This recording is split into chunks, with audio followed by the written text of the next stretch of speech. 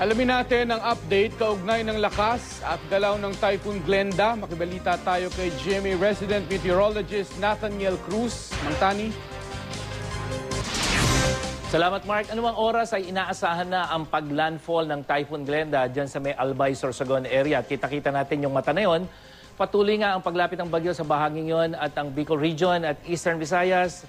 Kaninang umaga pa nakakaranas ng malalakas na ulan at hangin na dala-dala ng papalapit na bagyong si Glenda. Base sa latest radar image ng Project NOAA, malalakas na ulan din ang dapat asahan sa mga lugar na binanggit natin. Itong Bicol Region, yung mga kulay pula po na yun yung ibig sabihin nun, malalakas sa pag-ulan at yung mga kulay blue. Pero kitang-kita natin yung bilog na ito yung sentro ng bagyong si Glenda na halos tumatama na dito sa may probinsya ng Sorsogon. Sa ngayon, nakataas ang storm signal number 3 sa mga probinsya ng Catanduanes, Albay, Sorsogon, Camarines Sur, Camarines Norte, Masbate kasama ang Burias at Ticao Island, Southern Quezon, Marinduque, dyan sa Luzon, at hilagang bahagi ng Samar Province at eastern part ng Samar at northern part ng Eastern Samar. Ang mga lugar na nabanggit ay makakaranas ng malakas na hangin na posible pong bumunot ng malalakas na o malalaking puno at sumira ng matitibay na bahay. Signal number 2 naman sa nalalabing bahagi ng Quezon kasama ang Polillo Island, Batangas, Laguna, Cavite, Rizal, Bulacan, Pampanga, Bataan at dito sa Metro Manila, sa Luzon, pati ang Biliran, rest of Samar at nalalabing bahagi ng Eastern Samar at northern part ng Leyte Province dyan sa Visayas.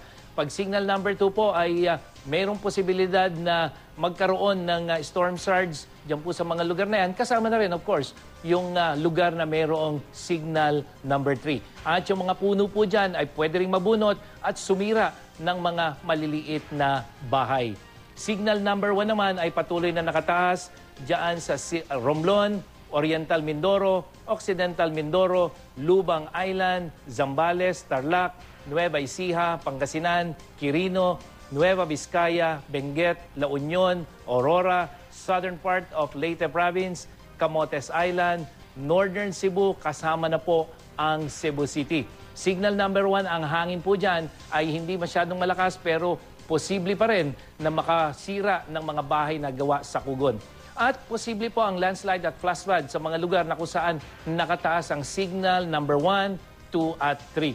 Huling namata ng pag-asa ang sentro ng Bagyong Glenda sa layong 60 kilometers sa may hilagang silangan ng Catarman, Northern Samar. At taglay nito ngayon ang lakas ng hangin na aabot na ng 130 kilometers per hour near the center at bugsong nasa 160 kilometers per hour.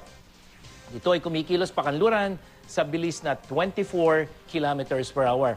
At sa track ng pag-asa at ng The Weather Company, pagkatapos na mag-landfall dito sa may Sorsogon ay daraanan din ito ang probinsya ng Albay, papupunta sa may Southern Luzon at posibleng tumama o malapit dito sa Metro Manila bukas po yan. Bukod dito, posible rin ang storm surge o yung pagtaas ng alon sa mga karagatang sakop naman ng probinsya ng dyan sa may Camarines Sur, dyan sa may parte ng Quezon, Sorsogon, at dyan sa may probinsya ng Samar. So posible po yung hanggang 3 metrong taas ng alon o taas ng dagat dahil sa lakas ng hangin na dala-dala nitong bagyong si Glenda.